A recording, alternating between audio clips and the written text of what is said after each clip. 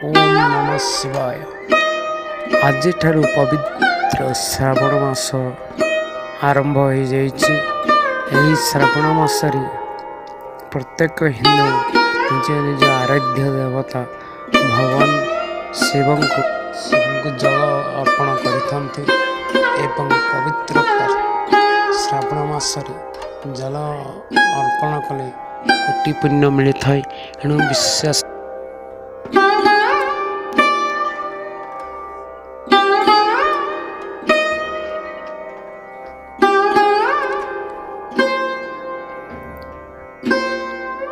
भगवान शिव को शांत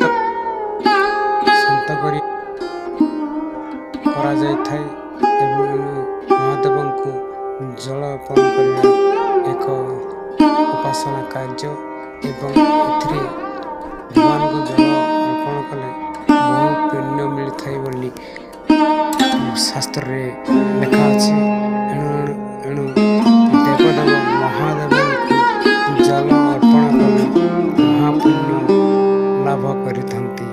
एणु भक्त माने श्रावण मास को अनाई चाही बसी रही थांती केतेबेले श्रावण मास आसीबो भगवान शिव को जल अर्पण करिबा।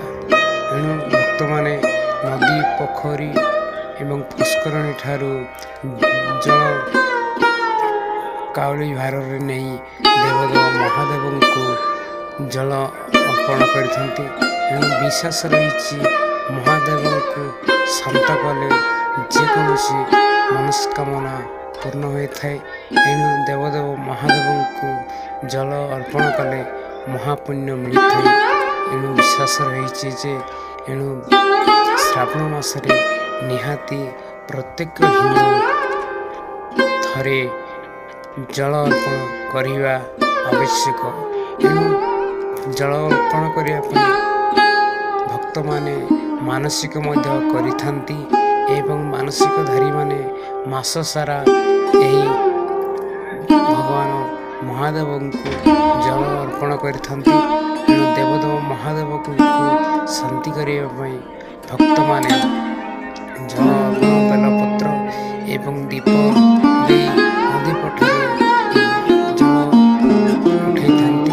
एणु शेषरे सोमवार दिन श्रावण मासरे सकाल सकाल भक्त माने नदी जल को महादेव मस्तिष्क अर्पण करिथांती। महादेव जल अर्पण करे महादेव मन एवं देह संपूर्ण शांति होता है विश्वास रही। देवदेव महादेव को शांति करिया पई महादेव को शांति करिया पई जल अर्पण करिथाय। विभिन्न शैवपीठ मानकरे सकाल सकाल बहुत गहले चहले लगी थाए एवं देवदेव महादेव को जल अर्पण करिया पई समस्त धाड़ी लगाई राति ठारू अनाई बसी थांती एवं जल लगे कले बहुत कोटि पुण्य मिलता है। देवदेव महादेव को निश्चय जल अर्पण करिया पई भक्त माने अनाई बसी रही थांती। महादेव को जल अर्पण निश्चय करिवा उचित।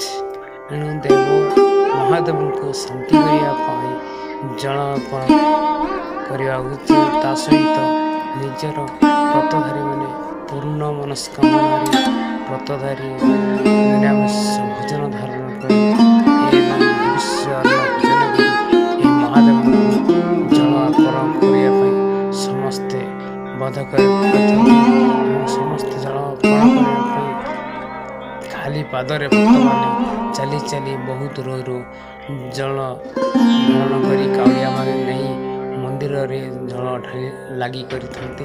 शेषरे पुण्य अर्जन